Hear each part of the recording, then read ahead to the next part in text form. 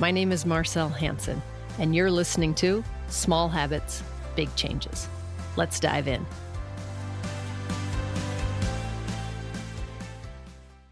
What is it that makes you happy?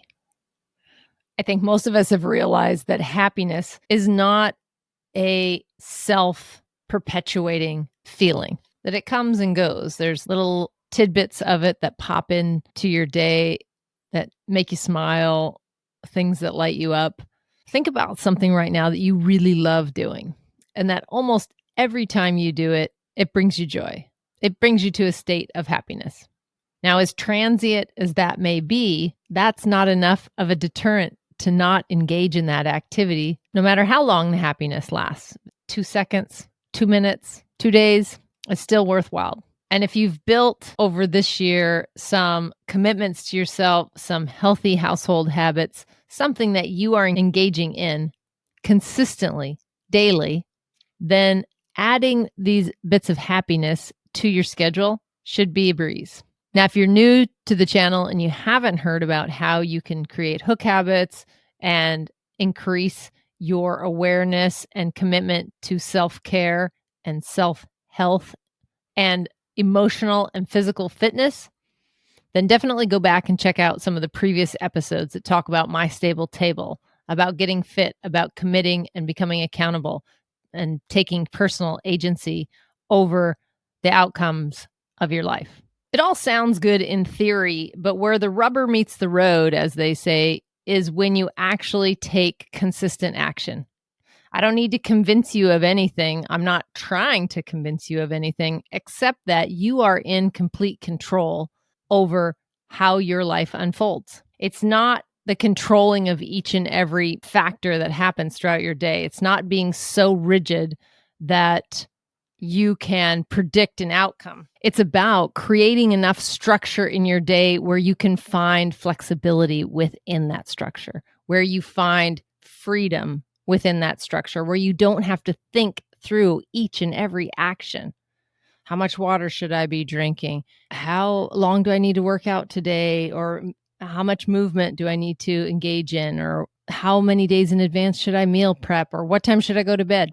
You don't need to be thinking of these things after you implement healthy habits and you engage in them where they become a part of your routine.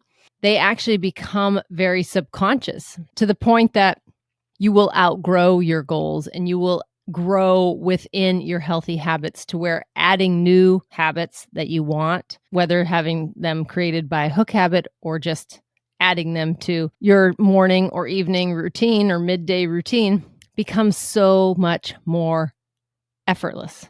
It really does. I'm getting ready to take a trip just a couple days, and it's the only time all year where my sleep has been disrupted. That's it. The times where it's disrupted and I'm in my normal habitat, if you will, it's easy for me to regain traction and get right back on it and still score, still have a perfect night's sleep because I have the flexibility to just maybe lie in longer in the morning than I would when I travel. I have a little bit more of a game plan. I'm not traveling for holiday, I'm traveling for work. And so the travel in and of itself, because I live on an island, poses a challenge.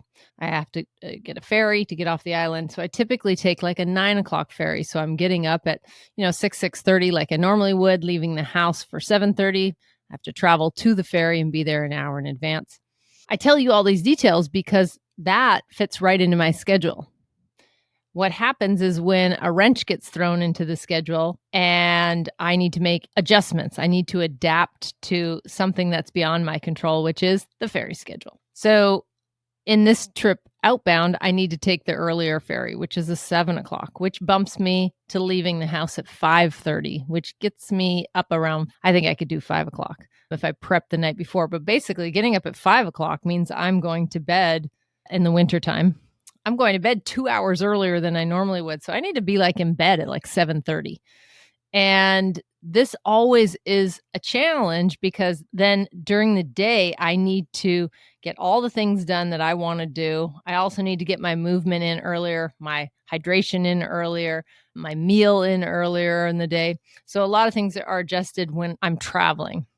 So I really empathize with those of you that travel, not regularly, but sporadically, but fairly often, because it can really be a challenge. If you travel a lot, then creating your hook habits and your routines through that structure is far more reasonable. But I say all that because the majority of the days, 350 days where I'm not traveling throughout the year, my day is really open and flexible because I've created the structure that happens every day. It allows the rest of the day to really unfold in kind of a magical way.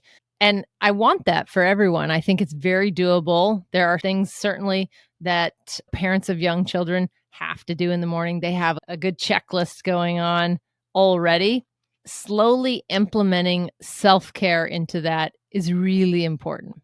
And I hope for the new year that everybody takes a look at their schedule and their habits and their level of happiness, their level of fulfillment. Are they feeling productive? Are you feeling on purpose that your life has meaning? Because if your habits are not creating an expansive part of you, a part where you can look at these things and make adjustments, then your schedule is restrictive, even though it may feel as though you are free because you have less structure. It's actually quite the opposite. It's a little counterintuitive to think that, the 3 hours I spend each morning doing the things that promote my wellness and my groundedness, they feel very structured. And most people be like, I don't have 3 hours free. Yet those same people are watching television or spending 4 or 5 hours either on the couch watching TV, playing video games, or on social. You don't have 3 hours in the morning to prep for having an amazing day each and every day. Okay. There certainly are those people. And I'm not saying that it's an either or. And I choose a 3 hour. I could probably get it done in 40 minutes or less. But I choose the 3 hours because 3 hours feels good to me. I like it. It's leisurely. It doesn't feel overly structured. If I want to cut that short, I can do a good portion of my healthy habits or my stable table later in the day as well. I like to kick my day off pretty consistently, similar time every day, 7 days a week. Even if I travel, I'm staying in that time zone or that time frame. If I'm changing time zones, I still stay up until the sun goes down and get up with the sunrise, similar to how I behave here. And I recommend that because it just supports your circadian rhythm. It supports all your hormones remaining in balance. There's so much you can do in just 15 minutes. There's a ton you can do in an hour. I do an absolute unbelievable amount of stuff in those 3 hours. I get a ton done. And then the rest of my day is virtually free, right? I mean, yes, I'm doing work projects and I have other things on the go, like filming a podcast or meeting with friends or connecting with new clients. However, I have boundless energy for all of those things because of how I set up my day. And that's each and every day, not just like one special day a month or one special day a week or on the weekend, every day. So my push for you, if you're going to do anything for yourself in the new year, is to do it consistently, to book it. Tony Robbins says, you think about it, it's an idea. You talk about it, it's something or other. But when you schedule it, it becomes a plan. It's in your calendar. You're going to walk every evening after dinner, 20 minutes. It's in your calendar. Maybe you walk 20 minutes in the morning with the sunrise before you start your day. In your calendar so you can see it. Because what I know is that we in this first world country, we have a lot going on. There's a lot of external stimulus, and for a lot of you, internal stimulus, mostly unwanted and undesirable. And so how you can take back your life, the quality of your life, increase the quality of your life, is by doing something consistently for your well-being, for your self-care, for your emotional fitness. I don't care what that is. Just pick something and do it every single day. I think you'll be amazed at the end of next year, a year from now, when you spend 366 days. We're going into a leap year. Got 366 days of 2024 to do something for you each and every day. If that is writing morning pages, 2-3 minutes as soon as you get up, just journaling out any thoughts, stream of consciousness, whether that is starting your day with 16 ounces or 32 ounces of the best possible quality water you can ingest, whether that's doing 25 push-ups, 25 burpees, 25 sit-ups, 25 air squats every single day, whether that's calling someone you love every single day on the phone, or whether it's writing a letter to someone every single day, whether it's your future self, whether it's your future child, whether it's a parent that you've lost, a friend that you've been disconnected from, or maybe it's someone that you could actually send in the mail to, a friend nowadays. Imagine getting a letter, handwritten letter. Whether it is choosing healthy food each and every day, healthy options, clean, local, whole foods, not in a bag with a barcode, whole foods. Whether it's going to bed between 9 and 10 o'clock. It is very doable. And I know it's far removed from most people's reality, and it feels like such a stretch. It's not. It can be a stretch, but in a good stretch. Speaking of stretching, stretch every evening between 6 and 10. Get a 15, 20 minutes. I'm up to 60 minutes. I love stretching. And it's necessary to stretch. It really is. But as most of you know, I have been using the Whoop now for a full year, tracking with other biometrics as well. But the Whoop in particular just does a year end of what's gone on this year. It's a little early because we're still a couple weeks away from the new year, or a week away from the new year. But basically says that I'm in the top 10% of recovery. I have far more green recoveries than yellow. I hit the 99% club this year, which was 99% recovery at least once. And they calculate how the percentage of the perfect sleep that you have. Now, most nights I am at 100%. That means I sleep enough time. It's not accounting for consistency or quality of sleep necessarily, but it does calculate the 4 sleep cycles, and it is telling me whether I've slept enough.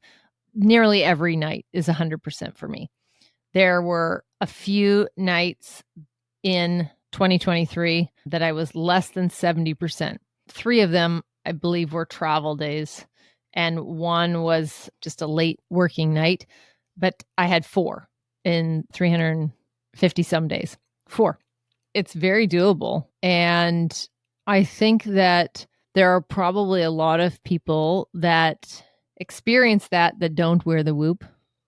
And there's plenty of people that don't experience that do wear the Whoop. But having a wearable of sorts does allow you to track and see progress, because it does keep your data all year long, so you can see what your January, your February look like compared to your April or May or during the summer months. And it is interesting to see there's a little bit of variation throughout the year. I go to bed a little later, closer to 10 in the wintertime, and I sleep a little later, closer to 7:30. In the summertime, I actually am up quite a bit earlier. Sun's rising earlier. And I go to bed typically around 9:30. So things do vary over the months.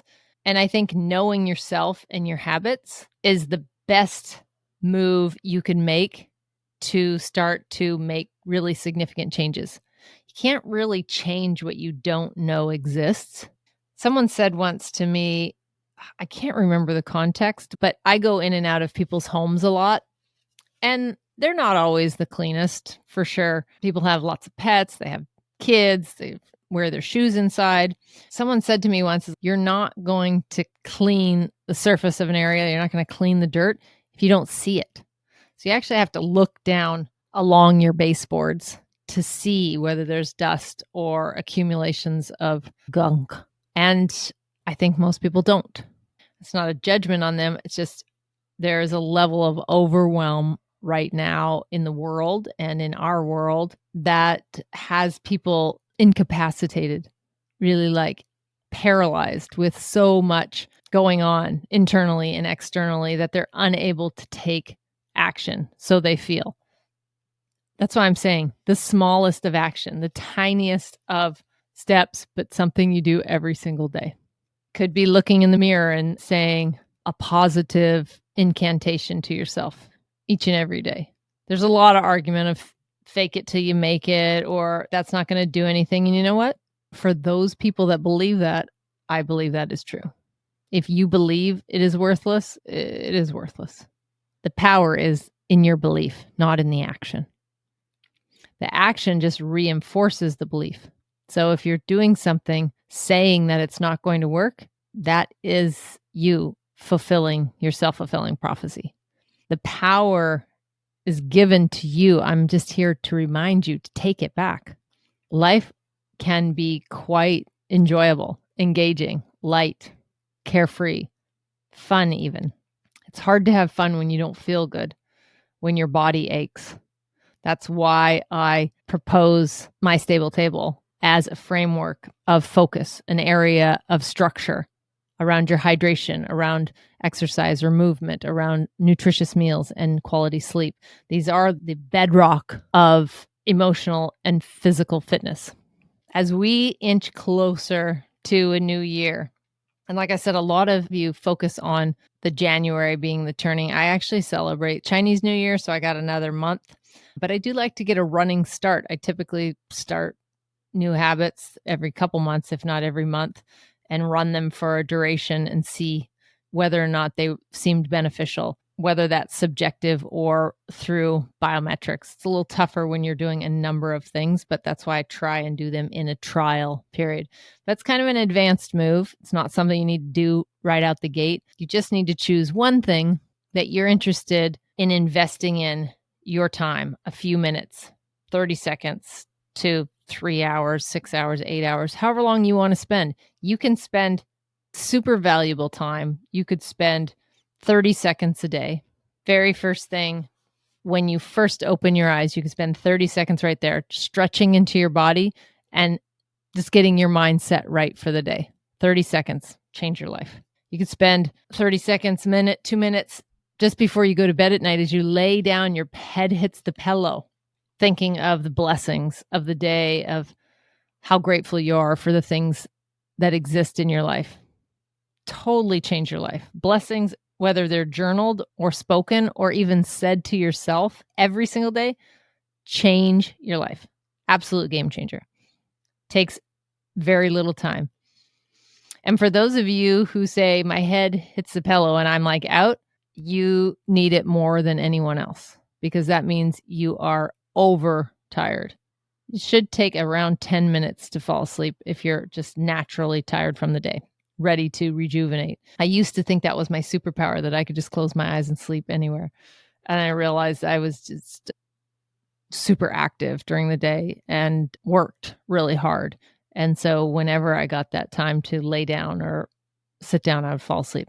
It's a gift that I think my siblings and I got from my dad. I have since changed that. I incorporate more rest and rejuvenating activities throughout my day. How I eat, how I walk, the shoes I wear, who I spend my time with, where I'm at, outside, breathing fresh air. If you had 3 minutes each and every day, I would recommend a round of deep breathing, or box breath works as well. That in the morning, fresh air, find a park bench, maybe on your way to work or on your way walking the dog through the park, sit and have just a couple minutes of like conscientious, intentional breath. And you can even do prayer along with that once you get good enough to where you don't have to count your inhalations. You could just breathe into a breath like prayer. You could do walking meditations. Most of us do walk throughout the day. You don't have to stop to meditate. You can, but there are walking meditations as well. You don't have to spend hours and hours every day taking care of yourself in such an intentional way. But I will say it might start with 30 seconds. It will end up with a lot more time, because you'll see that the time that you put in to your self-care will magnify throughout the rest of your life. It is like compound interest. it will exponentially grow your ability to be present, your ability to emotionally regulate, your ability to connect with others, to enjoy the very simple things in life. And I would want that for you. I hope that a part of this self-care episode lands with you. I hope you're able to pick up on one thing. If you're struggling with like, what's one thing I would do? I gave a ton of examples in last week's episode. You can check it out. There's about 40 or 50 I didn't get to, but I will touch on those as well. And we'll have one more episode to kick off before New Year. And I hope that if you're listening, you're able to apply just one or two little things to your life each and every day moving forward today. You deserve that. You are valuable to the planet. And the more you take care of yourself, the more you will enjoy your life, the more people around you will enjoy being with you, and you will be able to contribute more to your family, to your community, to your area at large. And that's an important thing. I wish you well this week. New episode will drop next week. Thank you so much for your time. If you have any questions, you want to join our growing wellness community by text, you can text 206-483-2960. That number is on the outro as well. There's no charge for it. You can get more information there, references for some of the things that I mention that I don't go into deep, minute details on. Feel free to shoot us a message. You can also leave a comment here on the YouTube if you're watching us there. And until next time, be well.